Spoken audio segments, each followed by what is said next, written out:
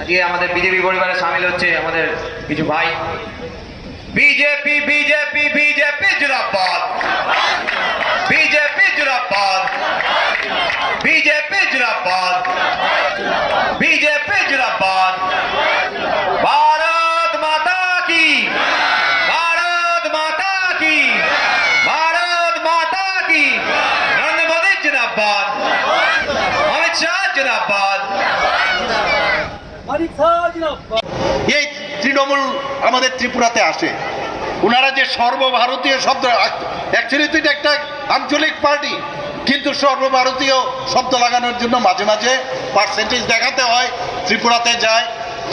তো সেখানে বারবার যখন যায় আপনারা শুনে আনন্দিত হবেন কিনা আমি জানি না, খুশি হবেন নিশ্চয়ই, আনন্দিত না হলেও খুশি হবেন।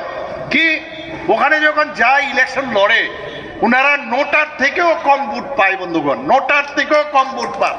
এবং সেখানেও গিয়েও এই নানাভাবে কখনো বাইক ওখানে বাইক ভাঙে, কারোর অনেক সময় ব্লেড নিয়ে যায়, ব্লেড দিয়ে নিজের হাত কাটে, এবং কিছু সাংবাদিক বন্ধুদেরকেও সেখানে নিয়ে যায়। নিয়ে যাওয়ার পর যাতে সর্বভারতীয় স্তরে দেখায় যে ত্রিপুরাতে আইন শৃঙ্খলা নেই, এরকম এদের কাজই এরকম। এটা জেহাদি যে বিষয় সেটা সবসময় ওদের মধ্যে আছে। নদিয়া জেলার কালীগঞ্জ বিধানসভা কেন্দ্রের মাটিয়ারি রাম সীতা ময়দানে নির্বাচনী প্রচারের চলাকালীন এক তীব্র প্রতিদ্বন্দ্বিতার আবহ পরিস্থিতি তৈরি হয়েছিল। রবিবার বিজেপি প্রার্থী বাপান ঘোষের সমর্থনে আয়োজিত এক জনসভায় যোগ দেন ত্রিপুরার মুখ্যমন্ত্রী মানিক সাহা। সমাবেশে উপস্থিত জনতার উদ্দেশ্যে ভাষণ দিতে গিয়ে তিনি রাজ্যের শাসক দল সর্বভারতীয় তৃণমূল কংগ্রেসের বিরুদ্ধে তীব্র আক্রমণ শোনান এবং জনগণকে বিজেপির পক্ষে ভোট দেওয়ার আহ্বানও জানান। এই জনসভাটি একটি রাজনৈতিক পালা বদলেরও ইঙ্গিত করেন তিনি। এদিন মঞ্চ থেকেই তার নেতৃত্বের প্রায় 15 জন তৃণমূল সমর্থক আনুষ্ঠানিকভাবে বিজেপিতে যোগদান করেন। বিজেপি নেতাদের মতে আগামী দিনগুলি কালিয়াগঞ্জ বিধানসভা কেন্দ্রের দলের সাংগঠনিক ভিত্তি আরও মজবুত করতে এই ঘটনাটি সহায়তা করবে বলেই আশা করছেন তারা। বলছেন ত্রিপুরার মুখ্যমন্ত্রী, শোনাবো। আজকে সেখানে সেই ব্যবস্থা করেছেন, শৌচালয়ের ব্যবস্থা করেছেন, আজকে যাদের ঘর নেই ঘরের ব্যবস্থা করেছেন, জল নেই জলের ব্যবস্থা করেছেন, যেখানে গ্যাস লাইন নেই, রান্নার গ্যাস নেই সেখানে ব্যবস্থা করেছেন। একের পর এক সেই কাজগুলো করেছেন। বন্ধুগণ, আমি আবার বলবো, একবার ভারতীয় জনতা পার্টিকে আপনারা সবাই মিলে আবার জেতান, দেখবেন এই পশ্চিমবাংলা কোন জায়গায় যায়, এবং আবার পশ্চিমবাংলা আবার নতুন সোনার বাংলা হবে। এবং এখানে যারা আছেন, আমি কারোর বিরুদ্ধে না, আমাদের এখানেও ত্রিপুরাতেও এরকম অনেক যারা মাইনরিটি সম্প্রদায়ের আছেন তাদেরকে বলেছেন বিজেপি যদি আসে তাহলে কিন্তু এখান থেকে তোমাদের বিদায় হোক। আপনারা বিশ্বাস করুন, আমাদের ত্রিপুরাতে 100% বলা যায় একটা মাইনরিটি সম্প্রদায়ের একটা জায়গা আছে, সেখানে বাই পোলে হাইয়েস্ট ভোটে ভারতীয় জনতা পার্টি সেখানে জিতেছে বন্ধুগণ। কারণ মানুষ এখন বুঝতে পারছে, আমি মাইনরিটি যারা আছেন তাদেরকে, আমরা মাইনরিটির এগেনস্টে না, কিন্তু আমরা কাউকে তুষামত করে আমরা কাজ করব না। বাংলাদেশ থেকে যারা আসছে তাদের বিরুদ্ধে, যারা রোহিঙ্গারা আসছেন তাদের বিরুদ্ধে, এবং যাদের অনুপ্রবেশ যারা তাদের বিরুদ্ধে। কাজেই আমি বলবো যে আগামী দিন আমরা যে ইলেকশন, সেই ইলেকশনে আপনারা সবাই সকাল সকাল গিয়ে আমাদের যে ক্যান্ডিডেট, সেই ক্যান্ডিডেট মহোদয়কে আপনারা ভোট দেবেন, এবং সেই ভোট দিয়ে বিপুল ভোটে, শুধু ভোট দেওয়া না, বিপুল ভোটে আপনারা জয়যুক্ত করবেন। এবং আমি আগরতলা থেকে আপনাদের তাকিয়ে থাকবো, আপনাদের সাথে আমিও কিন্তু আছি, এবং ভিডিওর মাধ্যমে আমি স্ক্রিনে দেখতে চাই আপনারা জয়যুক্ত হয়েছেন, আপনাদের যে ক্যান্ডিডেট আছেন সেই ক্যান্ডিডেটকে আপনারা জয়যুক্ত করেছেন। এবং আগামী দিন আমি ত্রিপুরার সমস্ত যারা ক্যান্ডিডেটরা দাঁড়িয়েছেন, আজকে কালীগঞ্জের বাপন ঘোষ মহোদয়কে আমি অগ্রিম শুভেচ্ছা জানাচ্ছি। আপনি তো জিতবেনই, শুধু আপনি জিততে হবে না, অন্যদেরকেও জিতাতে হবে।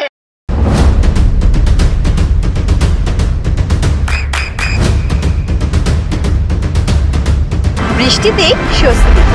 বৃষ্টি অ্যাকোয়া, বিশুদ্ধ পানীয় জল। 100% আপনাদের সাথে মিলমিশ আছে বন্ধুগণ। কাজে এখানে আলাদা কোনো, আমাদের কাছে মনে হয় না যে আলাদা কোনো আমরা রাজ্যে এসেছি।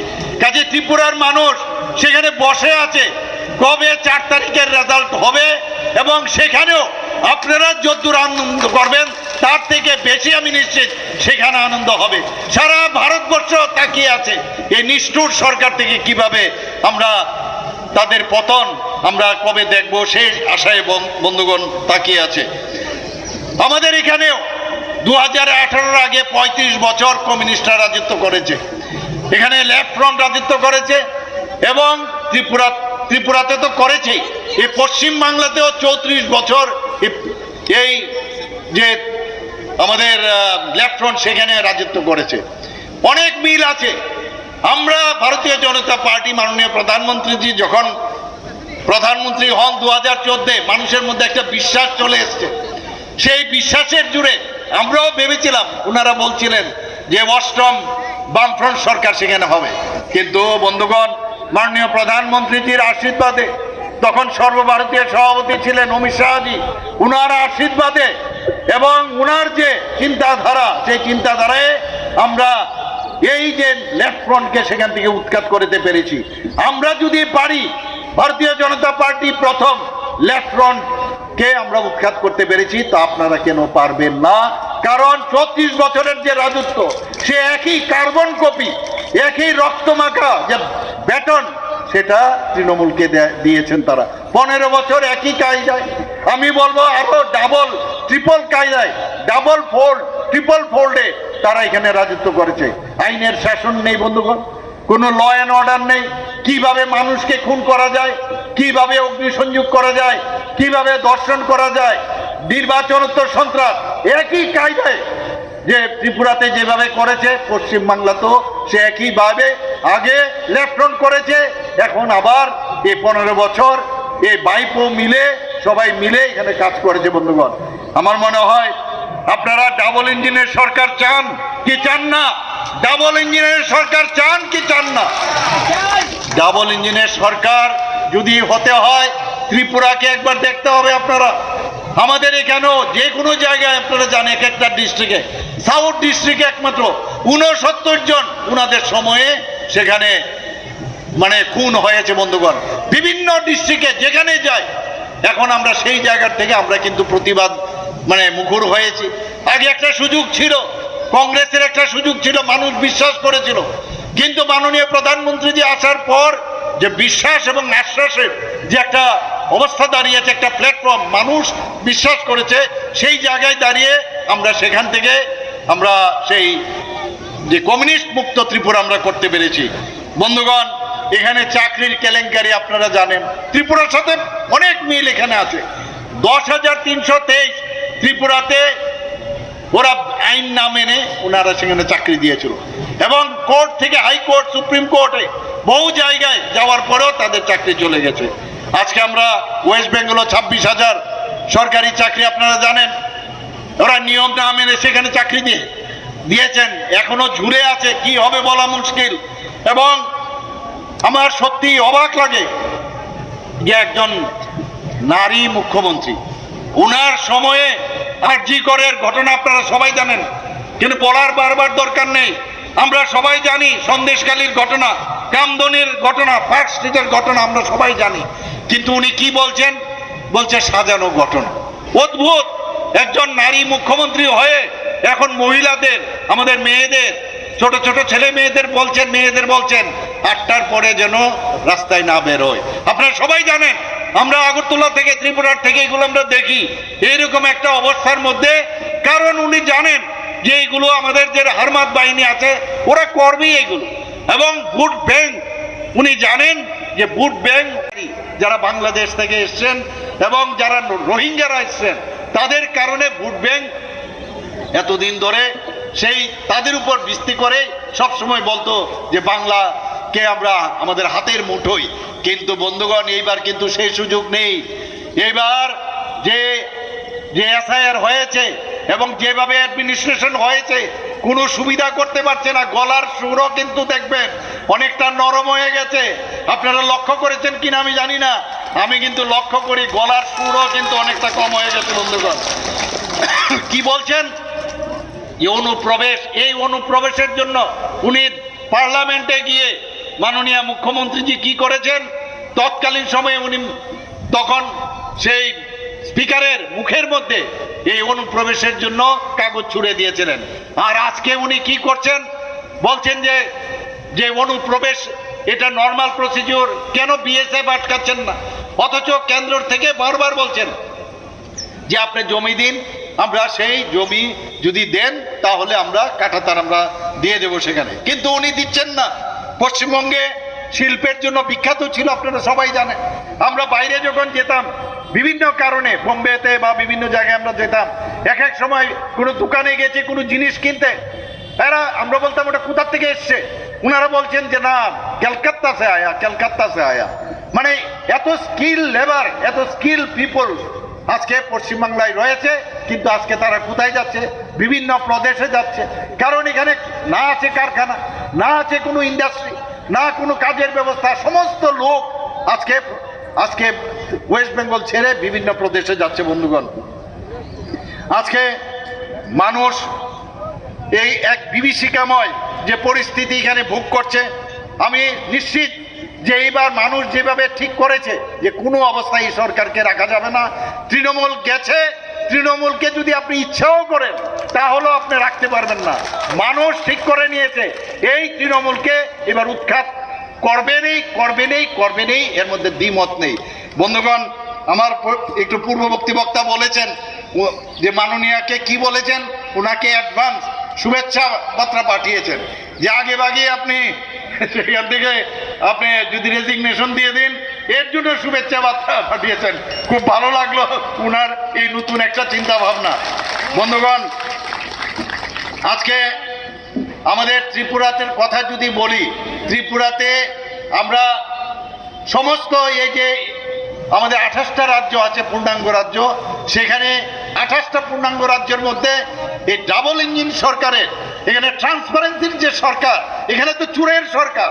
আর ট্রান্সপারেন্সির সরকার যদি দেখতে হয়, আপনারা গিয়ে ত্রিপুরাতে দেখতে পারবেন। বন্ধুগণ, সর্বভারতীয় স্তরে এনসিআরবির যে রিপোর্ট আছে, সেখানে নিচের দিক থেকে আজকে ল অ্যান্ড অর্ডারের দিক দিয়ে আমরা ত্রিপুরা 3rd পজিশনে আছি। বন্ধুগণ, আমি বারবার ডিজিপিদের সাথে, আমাদের চিফ সেক্রেটারিদের সাথে আমি কথা বলি যে কেন 3rd, why not it is 0? আমরা 0 স্থানে আমরা আসতে হবে, যাতে ক্রাইম, এবং আপনারা শুনে খুশি হবেন যে 8.5% গত 10-20 বছরের মধ্যে যে ক্রাইম রেট ত্রিপুরাতে 8.5% কমেছে। বন্ধুগণ, মানুষ শান্তি চায়, মানুষ অশান্তি চায় না। মানুষ চায় আমি শান্তিতে থাকি, নিরাপদে থাকি। তাহলে সেই জায়গার মধ্যে আজকে পশ্চিমবাংলার মানুষ কেন আসবে? আপনারা শুনে খুশি হবেন যে কিছুদিন আগে নর্থ ইস্টার্ন জোনের একটা সামিট হয়েছিল, বিজনেস সামিট দিল্লিতে। মাননীয় প্রধানমন্ত্রীজিও সেখানে ছিলেন। সেখানে 30,000 কোটি টাকা সেখানে মৌ হয়েছিল। সেই 30,000 কোটি টাকার মধ্যে শুধু ত্রিপুরার জন্য 15,800 কোটি টাকার মৌ হয়েছে। তো তার জন্য এই যে নিবেশ করেছে, এমনিতেই যারা নিবেশ করবে এমনিতে তো করবে না, নিশ্চয়ই কোনো অবস্থা বুঝে যদি আমি যে টাকাটা লাগাবো সেই টাকাটা যাতে ফেরত আসে। তো ত্রিপুরার মধ্যে এমন একটা সুন্দর একটা পরিবেশ হয়েছে। আপনাদের এখানে যারা আছেন, আমি সবাইকে বলবো একবার ত্রিপুরা ঘুরে আসবেন। আমরা ব্যবস্থা করব ওখানে, আমার সাথে অনেকে এখানে আছেন। আপনারা ত্রিপুরাতে আসলে বুঝতে পারবেন যে ডাবল ইঞ্জিন সরকার কিভাবে হয়। এত সুন্দর একটা বাংলা। আমরা আগে শুনেছি যে কি বলতো যে what Bengal thinks today, India thinks tomorrow. আর আজকে কি অবস্থাটা হয়েছে, পশ্চিমবাংলার কি দুরবস্থা। আমরা সেই জায়গায় আমরা চাই যে এই পশ্চিমবাংলা একটা সোনার বাংলা হোক। পশ্চিমবাংলা যেন পশ্চিম বাংলাদেশ না হয়, সেই দিকে নজর রেখে আগামী দিন আপনারা সবাই ভারতীয় জনতা পার্টির পদ্মচিহ্নে আপনারা ভোট দেবেন। আপনার সন্তানের উজ্জ্বল ভবিষ্যতের সঠিক দিশা JRS public school. JRS public school, যেখানে শিক্ষা এবং আনন্দ একসাথে। JRS public school has an excellent team of teachers for the holistic development of your child. আপনার সন্তানের উজ্জ্বল ভবিষ্যতের একমাত্র ঠিকানা জেআরএস পাবলিক স্কুল। আপনি কোথায় ইনভেস্ট করবেন, কেন করবেন, বুঝতে পারছেন না তো?